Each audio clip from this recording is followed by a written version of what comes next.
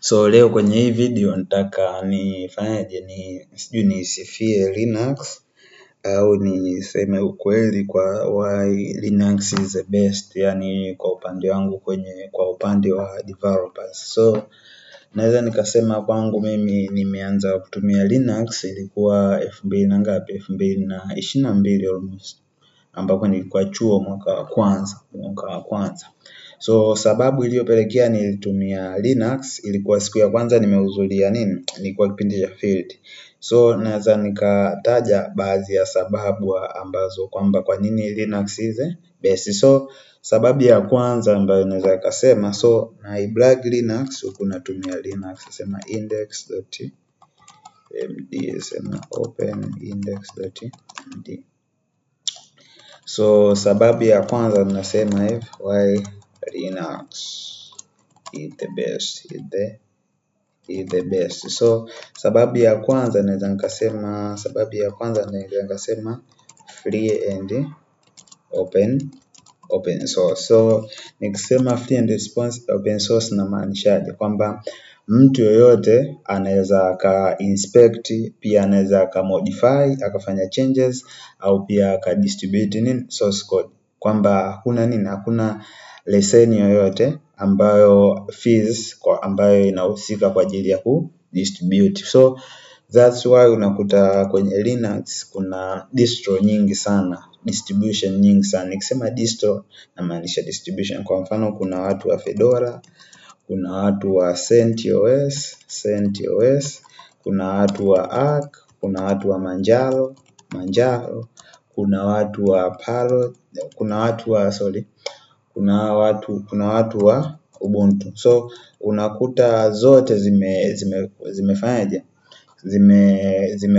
zimekuwa modified, si ndio hivyo, kutokana kwenye source code ambazo zimetoka kwenye Linux. So pia kuna kali Linux. So hiyo ni sababu ya kwanza. Nikisema open source, kwamba mtu yoyote anaweza akaziona source code, anaweza akafanya changes yeye anayotaka kutokana na the way license ya open source inavyofanya kazi, ambapo kuna nyingi. Kuna MIT, si ndio hivyo? MIT unaweza ukafanya changes yoyote. Kuna MIT, kuna BSD na leseni zingine. So ndio hicho, ambapo kwenye upande wa Windows open source. So sababu ya pili naweza nikasema ni issue ya performance. So kwenye suala la performance namaanisha kwamba kwenye upande wa Linux inatumia fewer resources ukikompare na Windows. So mtu mwenye PC ya Linux mwenye RAM 8 na mwenye Windows mwenye RAM 8 ni tofauti kabisa. Mtu mwenye RAM 8 kwenye upande wa Windows anaweza kawa ana struggle sana, ila kwenye upande wa Kali inaweza kaa kitonga. Na hiyo ni mojawapo kati ya sababu ya mimi kuanza kutumia Kali. Hiyo 2022 nilikuwa na PC na RAM na RAM 8, ila sema ndio hivyo, ilikuwa kipengele sana wakati natumia Windows. So baada ya kuswitch kwenda kwenye upande wa Linux ilikuwa bomba sana, performance ilikuwa fresh, hata issues zile za kustack zilikuwa poa. So ila disadvantage ni kwamba kama wewe unafanya issues za graphic design, issues za Adobe, then inakuwa kipengele sana kwenye upande wa Linux. So tunasema hivi, kwenye issue ya performance inatumia fewer resources compare na kwenye upande compare na device nyingine. Pia ina run vizuri sana kwenye old hardware. So kama una PC yako ya kitambo sana unakuta ina perform fresh, ila kwenye upande wa Windows inakuwa kipengele. So issue nyingine security, security. So kwenye upande wa security tunasema permission mode ya Linux iko poa compare na operating system nyingine. So kulikuwa kwa mfano kwenye Linux, that's why tunatumia sudo ambapo command ya sudo kama mtu anataka kufanya install package yote, ila kwenye Windows unakuta tunatumia tunatumia what, tunatumia sikumbuki vizuri, ila permission, issue za permission window ni kipengele compare na Linux ambayo sisi tunatumia sudo na issue zingine. So sababu nyingine tunasema ni mara chache sana kufanyiwa exploitation au sema kufanyiwa hacking. Maanake kila mtu anajua source code na kila changes zinazofanyika mtu anaweza katrack, maana si open source. So ukiachana na security, tunasema issue nyingine, issue ya stability. So kwenye upande wa stability, si ndivyo? Stability ni kwamba unakuta server inaweza, kwa mfano wale wanaotumia labda kwenye upande wa server side, unaweza ukatumia server hata miezi hata miaka bila haja ya kufanyiwa rebooting, kwamba kureboot ambapo ina depend kwenye updates za kernel na pia maintenance. So kwenye system zile ambazo mara nyingi ni critical, wanatumia mission critical software, wanatumia Linux. So Linux inaweza ikawa Linux, ile itakuwa Linux based distro. So kitu kingine customization, kwenye upande wa customization nasema customization. So kwenye upande wa customization tunasema kwamba inafanya unaweza ukachoose different desktop environment. Kuna wengine wanatumia I don't know how it is pronounced, inatumia kuna wengine wanatumia sikumbuki vizuri desktop environment nyingine. So ndio kitu kama hicho, ambapo pia unaweza customize pia na ukainstall kitu ambacho unakitaka, tofauti kama na Windows kuna baadhi ya install Windows kuna baadhi ya vitu vipo mle na uwezo ukavitoa, ila kwenye Kali wanakupa power kwamba unainstall kitu kile ambacho unakitaka. So kitu kingine tunasema sababu ya ngapi? Niseme hii sababu ni ngapi? Ya 6. Tunasema developer friendly, kwamba kwa upande wanasema ina support languages nyingi sana. Kwa mfano kama wale watu wanaopiga C language, kuna hii package inaitwa GCC. So GCC inatusaidia kwa ajili ya kulearn files. So labda sema nitaka ni create, so ngoja ni create file index.c, then hapa nikasema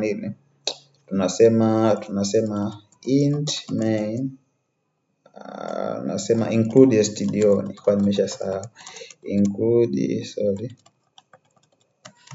stdio.h, then tunasema hapa tunasema int main, then hapa tunasema printf level hello world, then tuna create new line. Hapa tunafunga statement yetu, then hapa tunasema return 0, then hapa naweka so then nikisha save hapa, nikisave then nikasema ls, kuna file la index, nikasema gcc index.css, then output, then nikasema index.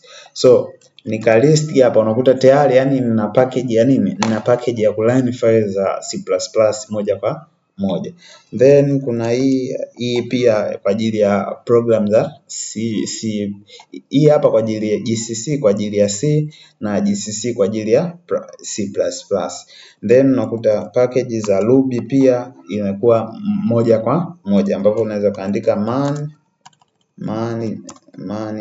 Ruby, unakuta unapata maelekezo kuhusiana na wale wanaosoma Ruby. So unakuta support ya kwenye upande wa C++, pia PHP, unakuta kwenye upande wa PHP hizo info zozote zinakuwa moja kwa moja, ambapo kwenye PHP naweza nikasema vim index.php, then nika create file la PHP hapa, sikumbuki vizuri jinsi ya kuandika PHP.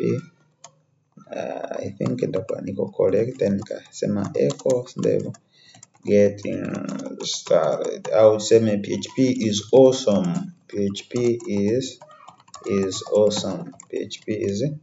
awesome, then hapo kanaandia hapo, then I don't know how to run file PHP, so nikaandika php index.php, So nikiandika so unakuta tayari kwenye support ya PHP. So kuna kwenye C++, tumeangalia PHP, tumeangalia Ruby. Language nyingine nasema Python. Let us try kwenye pande wa Python. Tuna support pia Python. So kwenye Python naweza nikasema nikatengeneza VM labda index.py, then nikasema print, ndio nasema Python is cool, ndio is cool, then nikasave hapa nikasema py Python, then nikasema index.py. So nakuta support pia Python. Then so vitu vipo vingi sana, na wale wanaofanya Kali Linux nakuta kuna packages nyingi sana. Kwa mfano hapa hii inatumia Kali, unakuta kuna packages hapa, kuna Nmap, kuna Zenmap. So kwa ajili ya watu wanaofanya issue za cyber security. Then unakuta kwenye issue za kuna Metasploit, wao wanafanya cyber security. Pia kuna issue za invasion. So unakuta kuna issue nyingi ambazo zina support developer. Excellent programming language support. Then kuna native shell, kwa mfano wale wanaofanya scripting, bash scripting. Wanaofanya bash scripting ukiandika sh, pia umeona kwamba naweza nikaandika bash script program vizuri kabisa. So that's all. Then bash scripting pamoja na scripting, kwa mfano kwa wale wanaotumia Docker pia wanakuwa na options nzuri. Pia Linux tunasema hivi, tunasema powers the internet. So nodes za hapa naweza nikasema nikaadi Ruby, nikaadi C++, hapa pia kuna Python. So nyingine tunasema power the internet, tunasema hivi most anasema kwamba most web server ambazo zina run kwenye internet zinatumia ambao zina run kwenye Linux. Mfano Nginx, wengine wanasema Nginx, wengine wanasema Nginx. So nikiandika hapo nakutana na Nginx hapa, ambapo naweza nikasema man nikaandika Nginx, then nikakutana na maelekezo kuhusiana na Nginx. So kitu kingine tunaweza kusema ukiachana na Nginx, kwa nini tunasema ina power the internet? Almost web server zote, asilimia kubwa ya web server wanatumia Nginx, wengine wanatumia Apache. I don't know kama itakuwepo, haipo naona. So kuna Nginx ambapo inatumika kwenye sehemu nyingi. Alafu pia anasema hivi kwenye Android pia imekuwa powered na Linux. Then kuna watu wana value sana privacy, ndio. So kwenye issue ya privacy anasema hivi distro chache sana zina collect information kuhusiana na watu, tofauti na upande wa Windows, ambapo wanaweza kusema lazima usign up kwenye Microsoft account, access location, wana collect pia data, kitu kama hicho. So kitu kama hicho. Then kitu kingine ni kwamba users wanakuwa wana more control over their system ambayo Kali. Then anasema hivi kuna downside pia. So nimeelezea faida, pia kuna downside. Kwa mfano kuna baadhi ya application huwezi ukazipata. Kwa mfano wanaofanya graphics design, so Adobe, program zote za Adobe inakuwa ni kipengele, kuna namna ila haibambi compare na namna ya kawaida. Then kuna wale labda wanafanya video editing au watu wa CapCut wanakuwa enjoy. Pia party kubwa ambayo ni ngumu, wale watu wa video games wanaocheza magame, kitu kama hicho ambayo inahitaji extra setup. Then kitu kingine nasema kwamba in short kwamba Linux is the best. So kama wewe una value vitu listed hapa, kwamba unapenda vitu open source, unapenda kitu chenye performance, unapenda issues za security, stability, customization, then Linux is the best choice kwa upande wako. So that's all kwenye upande wa Linux. Asanteni.